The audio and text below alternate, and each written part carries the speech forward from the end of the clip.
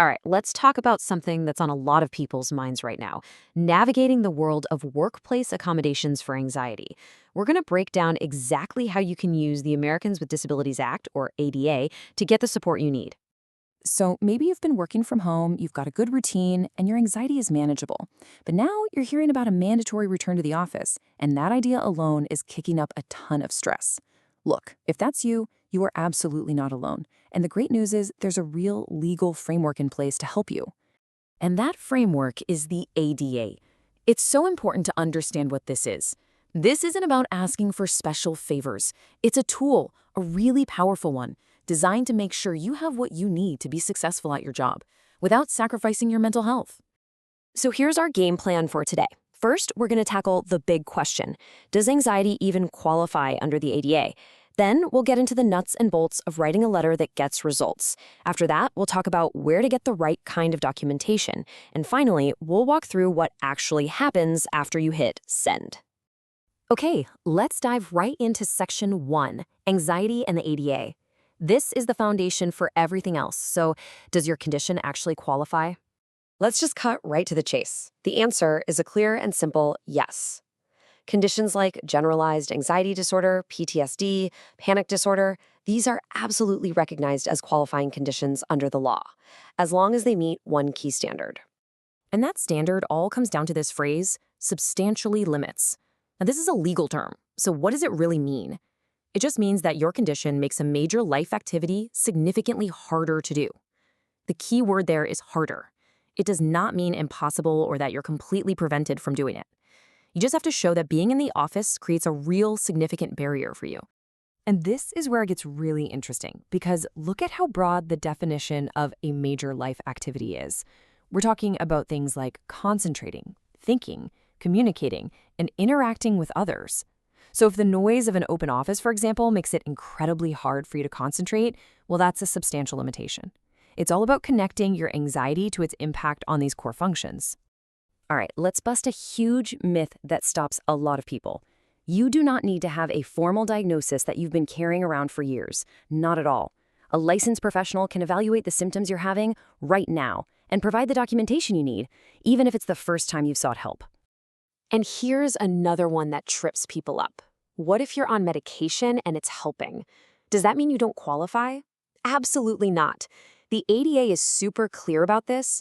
Your employer has to evaluate your condition as if you were not taking any medication. So the fact that you're successfully managing your symptoms doesn't take away your right to an accommodation. Okay, so you know you qualify. Now for the most important part of this entire process, the letter itself.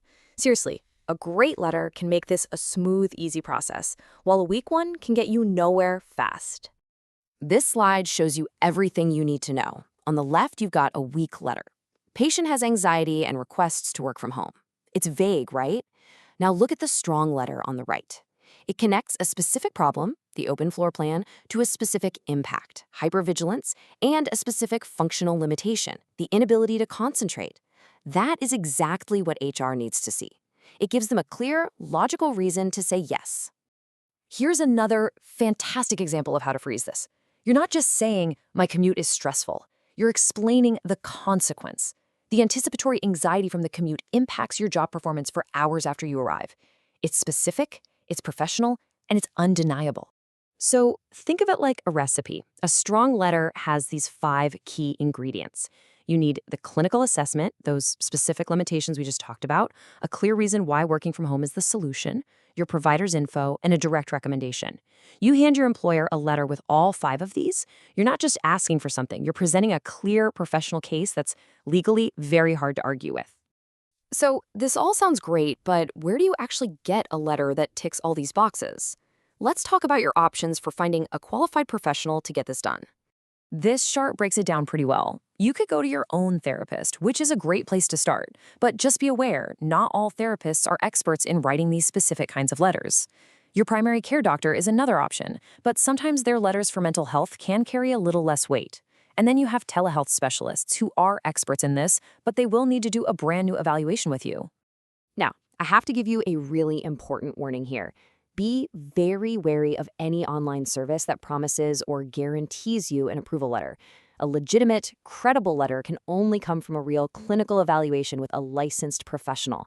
The fact that they're doing a real assessment is what gives the letter its power and credibility. Okay, deep breath. You've done the hard part. You've submitted a strong, professional, well-documented letter. So, what happens now? Let's walk through what you can expect from your employer.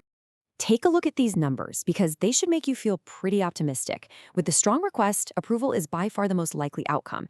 And outright denial is actually really rare because, again, you've made a solid legal case for yourself. It's more likely they might ask for more info or suggest a different accommodation. And this is so important to remember. If your employer comes back asking for more information, please do not panic. This is not a no. It's actually a normal, standard part of what's called the interactive process. Think of it as a conversation. It's a sign they're taking you seriously and doing their due diligence. So, if there's one thing you walk away with today, let it be this. Your single most powerful tool in this entire process is that letter. A letter that is specific, based on a real clinical evaluation, and written professionally. That is how you advocate for yourself effectively and with confidence. The path is there. The ADA gives you a clear roadmap, but it's up to you to take that first step. You have the information now, so the only real question left is, what's your first step going to be?